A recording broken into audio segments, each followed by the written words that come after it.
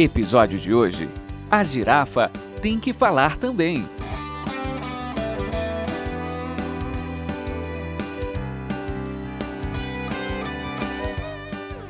Oi, tá na hora de abrir o laboratório, né? Tudo bem com vocês? Que bom. Ai, por aqui também, tá tudo ótimo. Quê? Vocês querem saber o que eu tava fazendo ali embaixo? Coisas de Madalena. Tem passarinhos cantando, gente. Eu adoro passarinhos. Adoro o som que eles emitem, os diferentes cantos. O quê? Sim, eu também gosto do som dos outros animais. Alguns mais do que outros, isso com certeza. Se aqui na fábrica tem animais, lógico, né, gente? Tem borboletas, tem pássaros lá fora, tem vagalume aqui dentro, normal, como em qualquer outro lugar.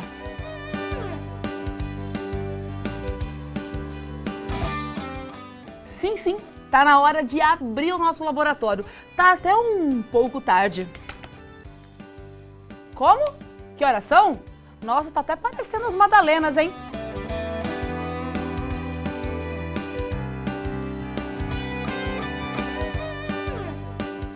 Mas você tem razão, mais do que na hora de começar as nossas atividades.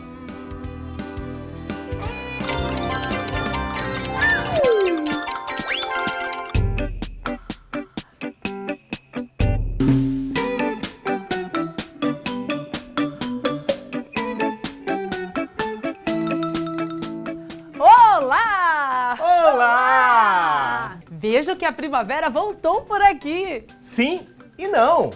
Não foi bem a estação que voltou, mas as flores, as cores da última primavera que foram transformadas em fotos maravilhosas. Nossas dicas de hoje são para quem quer explorar a natureza com um novo olhar. Isso é muito legal. Flores, borboletas, detalhes, muitos detalhes.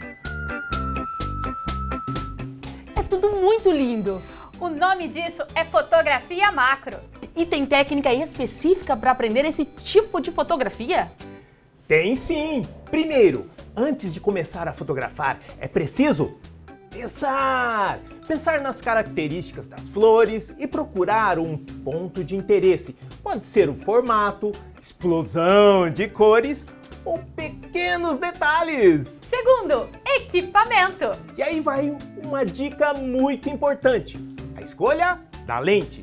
Caso você queira fotografar uma flor pequena, closes de pétalas, brotos, gotas de água que podem destacar a sua imagem, nossa recomendação é usar a lente macro.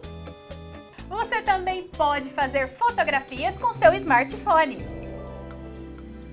Aproxime seu celular dos objetos e você poderá capturar detalhes de uma forma incrível. Alguns modelos já vêm com a lente macro. Caso o seu não tenha, você pode comprar uma lente macro para adaptá-lo ou também instalar aplicativos de câmera com este recurso. Olha só!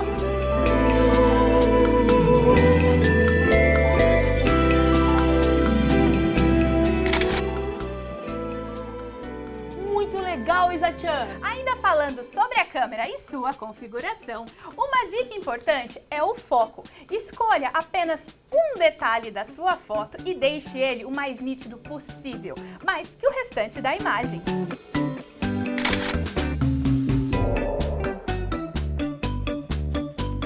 E para as fotos com câmera fotográfica, o tripé também pode ser um bom aliado nessas horas. Ele ajuda a evitar aquela tremedeira! Pessoal, quando a gente vai tirar fotos de flores, de natureza, a gente fica no meio das interferências do tempo, do vento, da chuva, correto? Sim, o vento pode atrapalhar suas fotos. Quando você está em um ambiente aberto, a minha dica é: seja paciente, espere o movimento parar.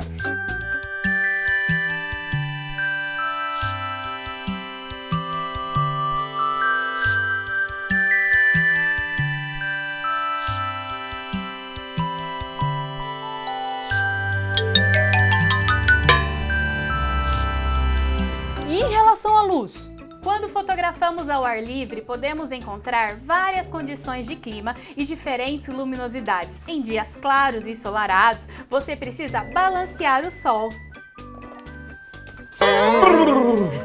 Em dias nublados é preciso tomar cuidado para a imagem não ficar muito escura. Já o amanhecer é o melhor horário para fotografar flores. Assim você aproveita a luz do sol quando ela está mais branda. Uma boa dica é pegar um ângulo mais lateral. Isso vai te ajudar a criar luz e sombras mais suaves. Isa-chan, eu gosto muito de fotos de pôr do sol. O pôr do sol também pode gerar fotos incríveis. Aquela luz suave e dourada vai fazer um campo de flores silvestres brilhar. Fica lindo. Olha só a foto que eu tirei. Vem cá, Gláucia.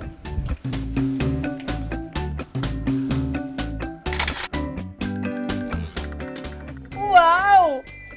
Em relação à composição, lembre-se da regra dos terços e brinque com o enquadramento do elemento principal da sua imagem. Gláucia, eu vou te ensinar. Tô indo aí!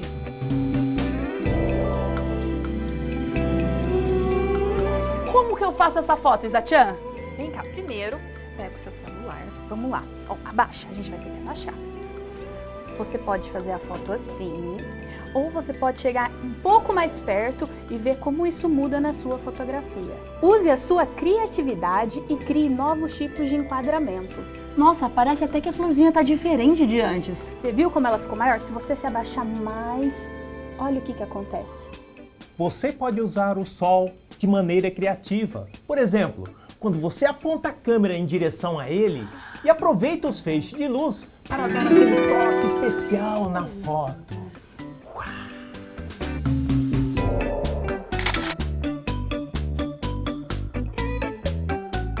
Você precisa combinar a flor com um fundo bonito que esteja em harmonia com o assunto, mas sem tirar a atenção do foco principal. O fundo importa, mesmo que seja um borrão de cores. Uma dica importante: para a flor se destacar, é preciso separá-la do fundo. As flores não são apenas as pétalas, mas também as folhas. Quantas dicas, pessoal! Acho que minhas fotografias de flores vão ficar ainda mais bonitas. Usando um olhar criativo, escolha os detalhes e padrões de textura que você pode retratar nas fotografias macro de flores.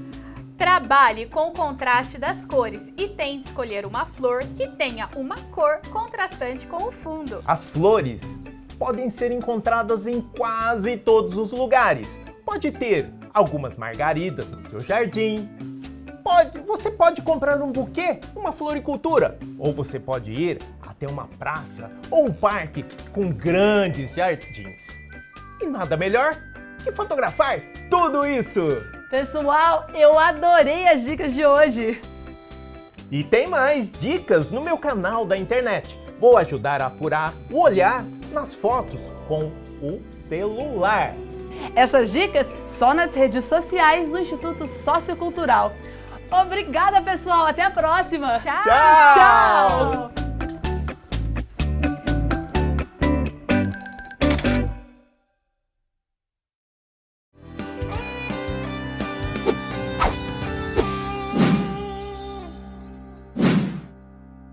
Vamos fabricar, vamos sonhar.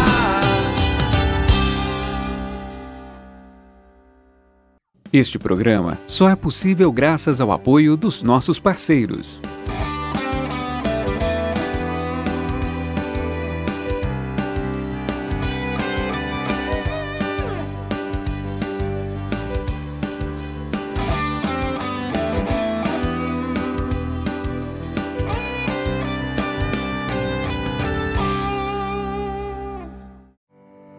O ano de 2020 foi um ano de ressignificação, mudanças e, acima de tudo, de transformações. Sempre em busca de inovações, o Instituto Sociocultural do Hospital de Amor se reinventou e não parou. O projeto Aulas Culturais Arte para a Vida visa trazer aos pacientes internados ou em tratamento no Hospital de Amor Infanto-Juvenil Barretos um envolvimento com o teatro, a fotografia, a literatura, o desenho e a música, voltada à valorização sociocultural das famílias, um elo com o lúdico, contribuindo terapeuticamente, abrindo caminhos de expressão das emoções e criatividade aos pacientes. A partir de março, por conta da pandemia, o projeto passou a ser realizado através de nosso canal no YouTube e redes sociais. No mesmo período, os alunos da oficina de teatro realizaram ensaios regulares por meio de videochamada para a apresentação da peça Uma Linda Rosa Juvenil Como Você Nunca Viu, que foi transmitida em uma live e disponibilizada em nosso canal no YouTube. No final do ano também foi realizada no Norte Shopping Barretos a exposição Arte para a Vida, que exibiu os trabalhos desenvolvidos durante as oficinas. O evento foi aberto ao público e com entrada gratuita.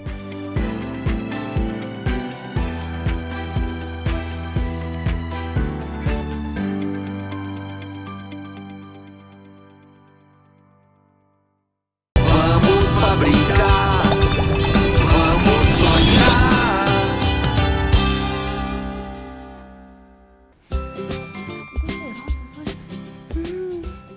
Oi, gente, eu tava aqui conversando com as Madalenas e com a borboleta Letícia sobre os animais que moram no quintal delas. A borboleta Letícia disse que explicou para as Madalenas como são os bichos que passeiam pelo céu, já que elas não podem voar. Mas a Lena disse para a borboleta Letícia que elas conhecem muitos animais que voam, como os pássaros, os insetos, as borboletas, como a Letícia, porque eles sempre vêm visitá-las. Alguns até ajudam as florzinhas a se espalharem pelo mundo, como é o caso das abelhas. A Mari falou que deu o que fazer para explicar para Dadá que a girafa, que tem um pescoço tão grande, quase não emite som. O quê? Você aí também não sabia? Isso acontece porque... Peraí, melhor deixar essa turma aí te contar. Tá bom, vai, planta não fala, nem borboleta, mas às vezes elas falam sim. Madalenas, se acalmem! Hoje vou falar com vocês sobre os animais e preciso que prestem atenção. Adoramos aprender sobre os animais, borboleta Letícia. Afinal, tem muitos bichos com a gente aqui no jardim. Mas sobre o que exatamente vamos aprender hoje, borboleta Letícia? Vamos falar sobre os sons que os animais fazem, começando pela girafa. Eu adoro girafa, borboleta Letícia. Eu queria muito dar uma volta abraçada naquele pescoço dela. Ah, e você sabia que é justamente por causa desse pescoço tão grande que a girafa emite sons muito baixinhos? Borboleta Letícia? Não acredito nisso. É isso mesmo! Isso acontece por causa da traqueia da girafa, que é mais estreita que a dos outros animais. A traqueia é um órgão que ajuda a levar ar para os pulmões e tem relação com a voz, ou, no caso dos animais, emissão de som. É por isso que as girafas se comunicam quase que silenciosamente? Isso mesmo! Mas elas emitem sons diferentes para cada situação. Vamos ver quem acerta? Às vezes fazem som parecido com um assobio.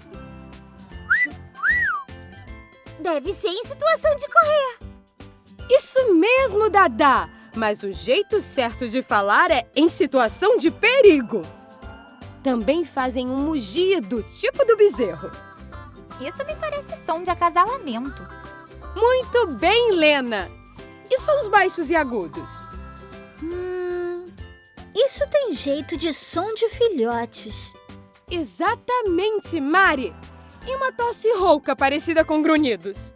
Ah, esse é o som de disputa entre machos. Correto, Lena! Pra quem é tão silenciosa, até que a girafa faz muito barulho.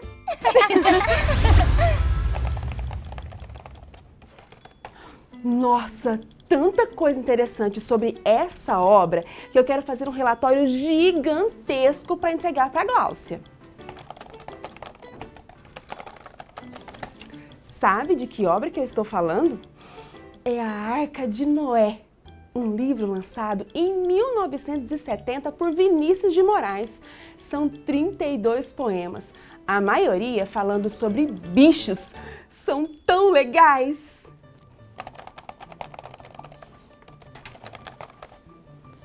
E tem a história do autor. A gente precisa colocar. Porque como é que eu vou deixar um relatório sem a história do autor? Afinal, sem autor não tem obra, não é mesmo? Eu vou até falar um pouco para vocês sobre a vida dele, que está aqui.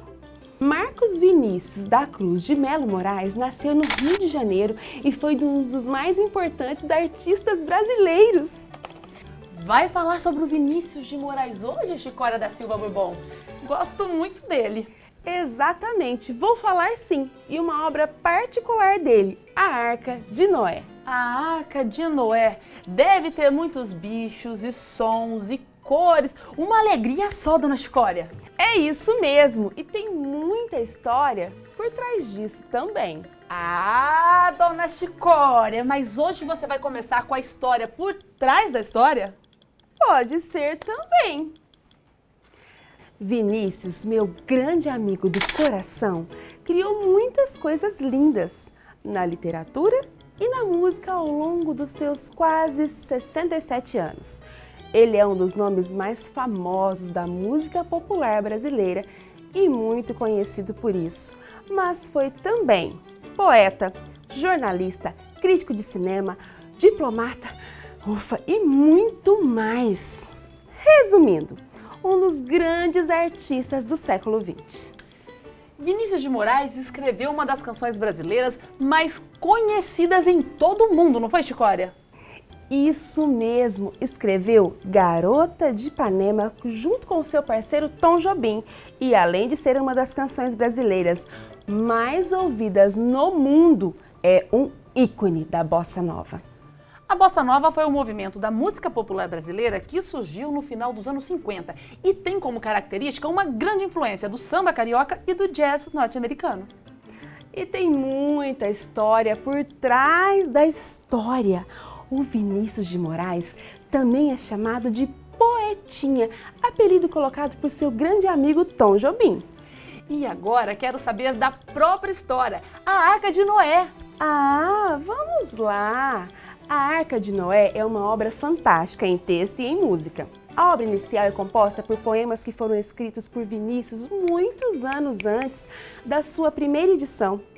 Esses textos tinham sido feitos para os filhos mais velhos de Vinícius, a Suzana e o Pedro de Moraes, e ficaram guardados por muitos anos. Só em 1970 que o conjunto de poemas foi lançado e ganhou o mundo. E esse ano, a obra completa 51 anos. Você deve estar se perguntando aí, quais são esses poemas tão incríveis assim? Bom, eu vou falar um que todos vão se lembrar na hora. Era uma casa muito engraçada. Não tinha teto, não tinha nada. Ninguém podia entrar nela não, porque na casa não tinha chão. Ninguém podia dormir na rede, porque na casa não tinha parede. Ninguém podia fazer pipi, porque pinico não tinha ali, mas era feita com muito esmero, na Rua dos Bobos, número 0. O lançamento foi realizado lá na Itália, país meio que do coração do Vinícius, porque ele ia muito lá, ou para lançamento de obra, visitas. E foi lá, na Itália, que Vinícius de Moraes conheceu um amigo de Chico Buarque chamado Toquinho. E a partir daí começaram a preparar um disco com canções infantis que deram o nome L'Arca, que quer dizer a barca ou arca. Nesse mesmo ano, os poemas foram musicados lá na Itália e lançados em livros aqui no Brasil. Aqui no Brasil, os poemas foram transformados em 2 discos 10 anos depois do lançamento do livro e lançados também com o nome de A Arca de Noé, com interpretações de Chico Buarque, Ney Matogrosso, Elis Regina, Milton Nascimento, Bebel Gilberto, grandes nomes da música popular brasileira.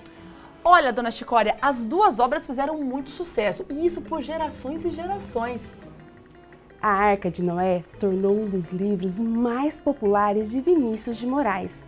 Esses poemas acabaram se tornando uma espécie de porta de entrada para o incrível mundo da literatura e da música popular brasileira. Ah, mas lê um pouquinho pra gente, dona Chicória. O livro e o álbum começam com o mesmo poema, A Arca de Noé. Eu vou declamar um trecho para vocês. 7 em cores de repente, o arco-íris se desata na água límpida e contente do ribeirinho da mata. O sol, ao véu transparente da chuva de ouro e de prata, resplandece resplandente no céu, no chão, na cascata. E abre-se a porta da arca de par em par, surgem francas a alegria e as barbas brancas do prudente patriarca. Ora vai, de porta aberta, de repente vacilante, lenta, longa, incerta, a tromba do elefante. E logo após, no buraco de uma janela, aparece uma cara de macaco que espia e desaparece, enquanto, entre as altas vigas das janelinhas do sótão, 2 girafas amigas de fora as cabeças botam. Na serra o arco-íris se esvai, e desde que houve essa história, quando o véu da noite cai, na terra os astros em glória enchem o céu de seus caprichos, é doce ouvir na calada a fala mansa dos bichos na terra repovoada. Que bicharada, dona Chicória! A terra com animais com certeza é uma terra muito melhor. Chicória, por acaso não tem nenhum poema sobre borboletas? Olha só como o nosso laboratório está cheio delas hoje.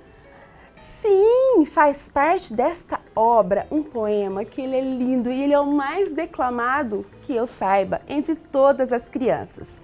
Mas para declamá-lo, eu vou precisar ir ali para trás, ó. Brancas, azuis, amarelas e pretas brincam na luz as alegres borboletas. As borboletas brancas são alegres e francas. As borboletas azuis gostam muito de luz. As amarelinhas são tão bonitinhas. E as pretas, então? Oh, que escuridão! Borboletas, cores, animais, amores. Relatório concluído com sucesso.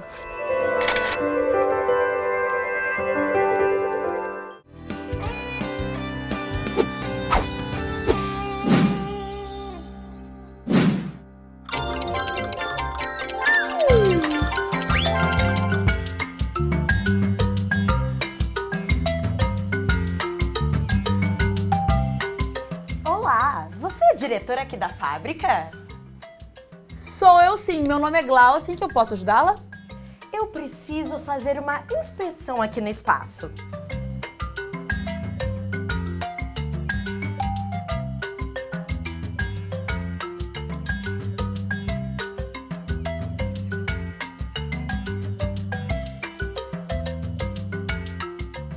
Assim, o que você quer saber? Quero saber se vocês têm animais aqui no laboratório da fábrica. Ah, temos sim. Temos o professor Lamparinho. Ele é um vagalume, certo? Temos também a borboleta Letícia. Bom, ela não é bem de verdade, mas também conta, não conta? Tudo isso conta sim. E tem mais algum animal? Aqui dentro não, apenas lá fora. Os pássaros, os insetos, um gatinho aqui, outro ali, um lagarto, aranhas. Conta também? Conta, mas conta do lado de fora.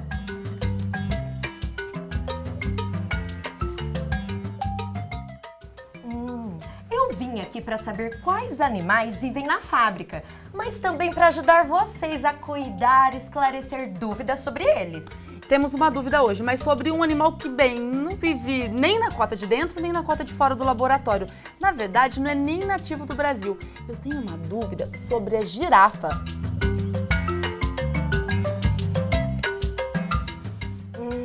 A girafa, animal fascinante. e que quase não emite som. Na verdade, emite muitos sons, só que todos muito baixinhos, por causa da sua traqueia gigante, que dá prioridade à respiração ao invés da emissão de sons. Ah, inspetora Bibi, muito legal. Isso mesmo, aprendemos isso com a borboleta Letícia. A borboleta Letícia fala? Não. Mas fala também. Que interessante! Bem que me falaram que esse laboratório era mágico. Então, qual é mesmo o seu nome? Inspetora Bibi. Inspetora Bibi, pode nos ajudar? Posso sim. Sabia que a girafa não fala muito, mas dança bastante? É verdade? Bom, essa girafa aqui sim, vou te mostrar.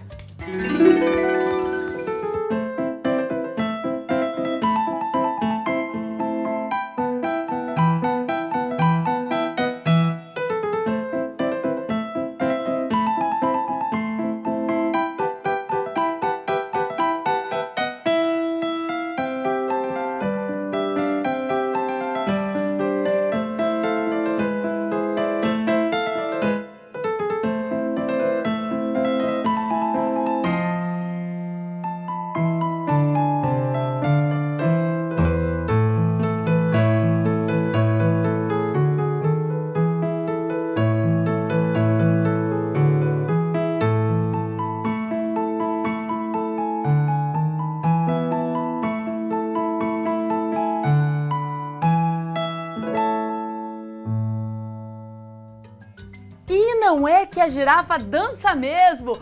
Obrigada, inspetora Bibi. Ah, obrigada. Tchau. Tchau, tchau. Suas até coisas, mais. suas coisas. Tchau.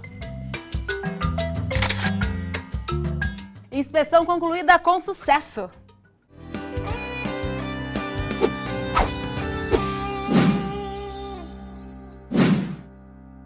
Vamos fabricar, vamos sonhar.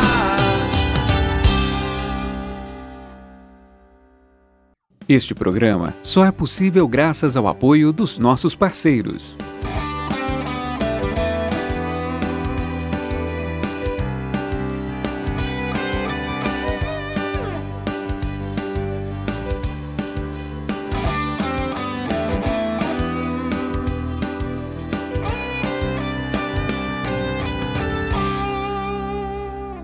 Você já percebeu que para todo fim existe um recomeço? Para o fim do ano, um ano novo. Para o fim de um tratamento, vida nova. Aliás, esse 2020 nos trouxe tantos novos e lindos recomeços. Aprendemos que o amor pode vir da ciência e da consciência. A gente se adaptou e continuou a jornada, valorizando sempre a todos que nos ajudaram. Continue com a gente nessa caminhada. Faça sua doação. O Hospital de Amor agradece.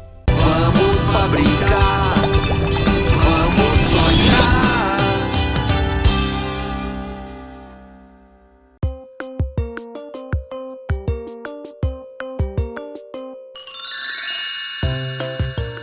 Oi, professor Silvanos Floresta, que surpresa! Olá, Gláucia, como tem passado? Muito bem, professor. Chegou tão rápido aqui, até pareceu mágica. E quem não gosta de um pouco de mágica? Professor, é verdade. Quem não gosta de um pouco de mágica? Eu, pelo menos, adoro. Gláucia, mas o que você estava pensando antes que eu chegasse? Ah, professor, eu estava pensando nos animais. Hoje eu estou bem interessada sobre o som dos animais, os cuidados que precisamos ter com eles. O senhor gosta de animais? Eu amo animais. Para te falar a verdade, eu tenho uma paixão toda especial por eles. Sou apaixonado nesse assunto. O canto dos pássaros, adoro o canto dos pássaros, professor. Gláucia, você sabia que os pássaros precisam aprender a cantar? Não sabia não, professor. Muita gente não sabe, assim como você não sabia, mas os pássaros também precisam ser incentivados a cantar, como os outros pássaros da sua espécie. É uma maneira natural de ensinar o seu amiguinho voador a cantar. E tem mais, sabia que os pássaros podem aprender sons de outras espécies? Eles cantam em outra língua? Mais ou menos. Algumas espécies de aves têm a facilidade de reproduzir sons de outros amiguinhos. inclusive adaptar parte de outras melodias, de outras canções. Por exemplo, o chupim próximo ao pássaro preto, depois de algum tempo, começará a cantar parecido. E outras espécies interessantes que imitam sons e até conseguem falar é o papagaio do Congo, o papagaio verdadeiro, as cacatuas e até mesmo as araras, sem contar nos seus parentes menores, como as calopsitas e os periquitos. Esse aprendizado é uma prática comum na natureza, principalmente em algumas espécies de aves migratórias. Aves migratórias são pássaros que voam de um lugar para outro com a mudança das estações do ano. Professor, eu vou anotar aqui o que aprendemos sobre outras espécies. Criaturinhas mágicas os pássaros, o senhor não acha, professor? Sim, mágico e encantadores. E por falar em mágico, você conhece o unicórnio? Ai, sim, criaturas lindas e dóceis com alguns poderes mágicos. Sei algumas coisas sobre eles, professor. São animais mitológicos presentes em muitas lendas da antiguidade e da modernidade também. E tanto deste quanto do outro lado do mundo. O unicórnio sempre é apresentado como um animal dócil e sinônimo de pureza. Ah, eu li em algumas lendas, o unicórnio tem a aparência todinha de um cavalo. Já em outras, ele aparece com o corpo de cavalo e cauda de outro animal, geralmente o leão. Isso mesmo, mas sempre com a sua característica física principal, que é um chifre em forma de espiral no meio da testa. Daí o seu nome, uni, de único, córneo, de chifre. É no chifre que mora a força do unicórnio. Mas, professor, eles são apenas lendas. Será? Gláucia, sabia que uma equipe de arqueólogos norte-coreanos disse ter descoberto vestígios da existência do unicórnio em fins de 2012? E hoje os unicórnios estão muito na moda. A lenda é muito antiga, mas nos últimos tempos esses simpáticos animais viralizaram em posts nas redes sociais e viraram rapidamente uma verdadeira febre entre crianças, adolescentes e até mesmo os adultos. As criaturas também fazem a cabeça de muita gente, são os famosos cabelos roxos, rosas, azuis e multicoloridos, que são reflexos direto dessa moda.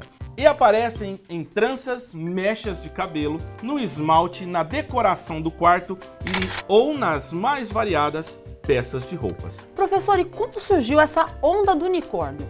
Bom, começou por volta do ano 2011 nos Estados Unidos e ganhou força nas redes sociais pelo movimento Punks.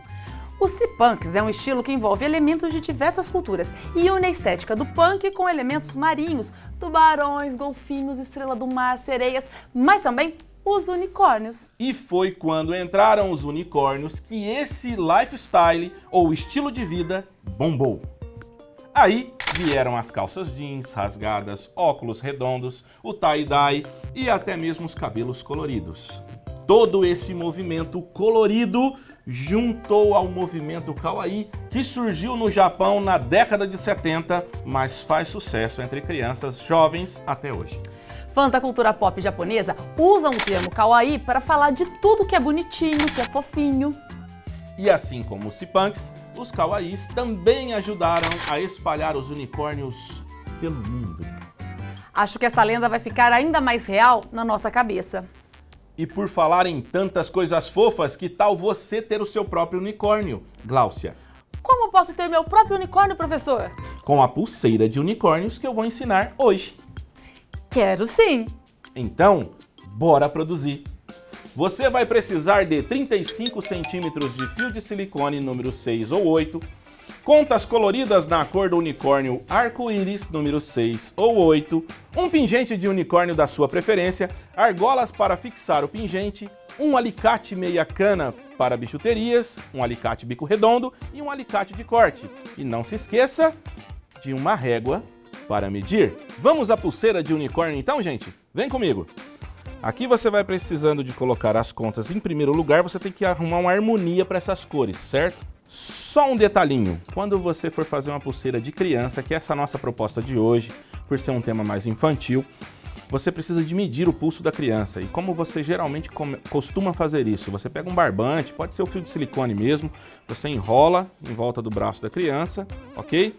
E aonde os dois fios se encontram, é a marcação que você teria do pulso para a criança. Você vai pegar essa medida, coloca em cima de uma régua e o tamanho que der vai ser o tamanho que você vai ter que preencher com as bolinhas depois aí com as contas, tá ok? É uma dica para você começar o seu trabalho e ele ficar bem feitinho sem que você tenha surpresas no final. Vamos para a pulseira então. O trabalho é bem simples, é a questão de você colocar contas após contas, só que com o detalhinho de colocar essa pequenininha aqui no meio para ir intercalando as cores entre uma e outra.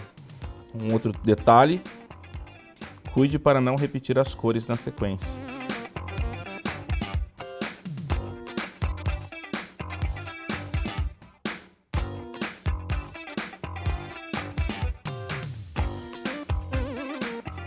Bom, pessoal, depois que eu coloquei aqui algumas continhas, ó, no caso eu coloquei 4, estou fazendo num sentido inverso, eu coloquei o coraçãozinho, ok? Também da sua preferência aí. Tem alguns emborrachados que são bem mais em contas, para você estar comprando aí, né? Mais baratinho e tal, e fica bonito do mesmo jeito, tá? A criançada adora. Isso aqui é muito utilizado hoje como lembrancinha de festas de aniversário. E você vai ganhar um dinheiro legal aí, se você souber fazer o trabalho e tiver um público para esse material.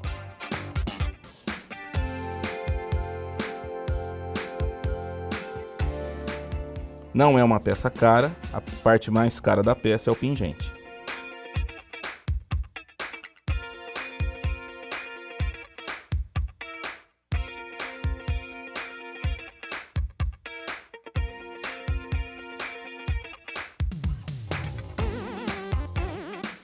Bom, pessoal, o fechamento aqui é a mesma coisa, ok? É simplesmente o fato daquelas aulas passadas nossas sobre o silicone, é segurar, tensionar. Ele é um pouquinho mais delicado porque essa parte das contas menores dá um pouquinho mais de dificuldade aqui no fechamento, mas assim, tensionando com calma dá certo. Depois de dar o primeiro nozinho, aí é só dar uma sequência deles. E agora que a nossa pulseira já está basicamente fechada, a gente vai colocar o pingente nela, certo? Já deixei uma argolinha de ancoragem para ele e vem comigo que eu vou te mostrar como é que a gente vai fazer isso. Como esse pingente ele está numa posição que não favorecia muito, né, para a gente estar colocando ele na pulseira, e com uma argola só ele ficava com um movimento muito rígido, então eu coloquei uma argolinha menor, tá? Uma número 2 aqui, e aí eu vou ancorar com uma número 4, na outra número 2 que já está na peça que eu deixei. Pego os dois alicatinhos, como a gente já falou em aulas passadas. Tensiona no sentido inverso da pressão dela. Vamos procurar onde ficou a argolinha.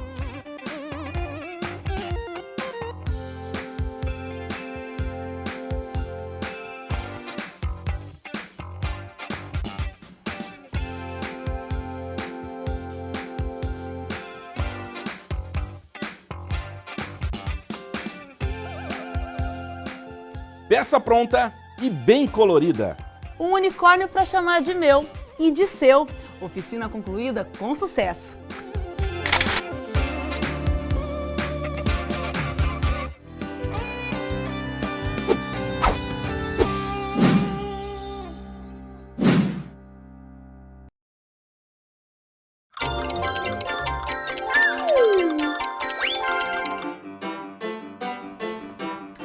Existem na natureza alguns animais capazes de produzir a sua própria luz. O vagalume é o mais conhecido. O vagalume, que é conhecido por vários nomes dependendo da região do país. Em alguns lugares é chamado de pirilampo, em outros de bodinho. Dizem que existem mais de 2.000 tipos de vagalume. Esse inseto tão fofo é capaz de produzir um dos cenários mais impressionantes da natureza quando acende a sua luz à noite. No entanto, essa capacidade de produzir a luz própria ainda é um mistério para os pesquisadores, que vivem estudando, tentando descobrir mais. Já se sabe que o nome desse fenômeno é bioluminescência. É uma reação química que alguns seres vivos realizam e que gera energia. Depois, essa energia é convertida em luz através do processo de quimioluminescência. essência.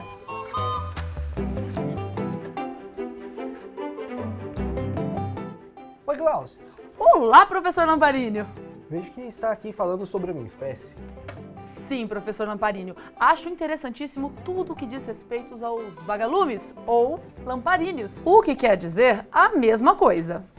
Bom, mas agora que você falou sobre a minha luz, vou falar sobre a minha música. Ou melhor, sobre o meu instrumento favorito. E esse instrumento seria o... Violino! Professor Lamparinho, quero saber mais sobre ele. Primeiro eu vou contar um pouco da história deste instrumento. O violino é um instrumento muito antigo e ele nem sempre teve esse formato. Já foi modificado muitas vezes até chegar no formato atual que conhecemos. O violino veio da Arábia, mas foi na Itália que ele ganhou a carinha que ele tem hoje.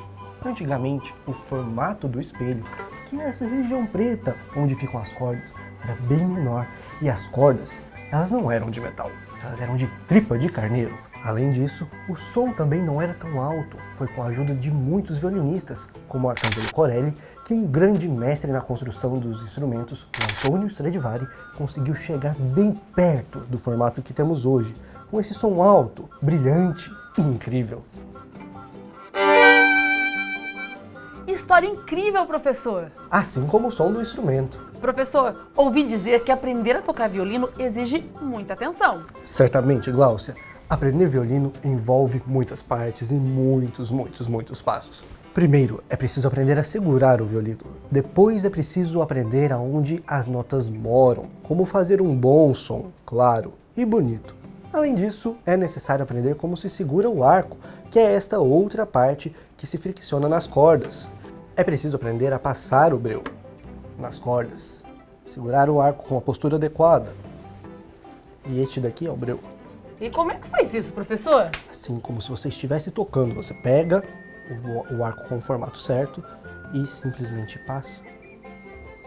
Você sabia que essa crina de cavalo da Mongólia?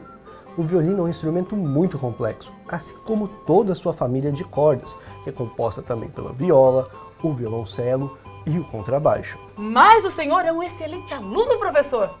Ou melhor, excelente professor, professor! Professor, profissional, aluno... Ai, que confusão! Obrigado, minha amiga Glaucia. Também fiquei um pouco confuso. Professor, o violino é um instrumento muito importante para uma orquestra, por exemplo, não é? Fundamental, eu diria. O violino é o instrumento mais agudo da família das cordas com arco. Por conta disso, ele ocupa a voz que chamamos de soprano. Expliquei um pouco sobre esse assunto no meu canal na semana passada. Essa voz, geralmente, faz passagens melódicas da orquestra como se fosse a voz principal. O primeiro violino, o Spala, também é responsável por afinar toda a orquestra antes de o maestro chegar. Quando há passagens de solo, sem que haja instrumento solando, é o primeiro violinista quem também executa essa passagem. Ao longo da história, a melodia foi aprendendo a circular por toda a orquestra, mas principalmente no período barroco, clássico e romântico, era o violino quem costumava ser responsável por apresentar o tema, a melodia principal, nas passagens orquestrais. Eu adoro o som do violino, as grandes obras... Então eu vou te presentear com uma bela obra de um compositor muito famoso.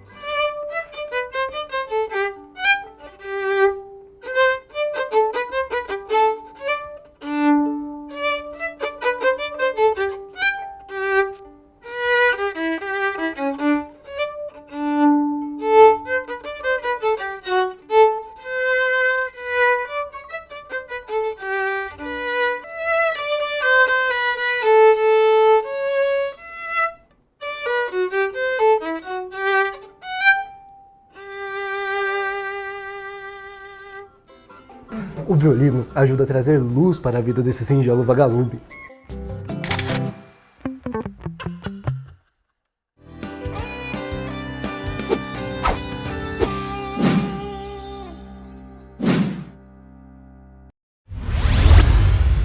A vida é bem mais divertida quando a gente se relaciona com carinho e respeito com os animais. E quando a gente aprende mais também. Mas agora é hora de encerrar o nosso expediente. Até o próximo dia de trabalho no nosso laboratório mágico!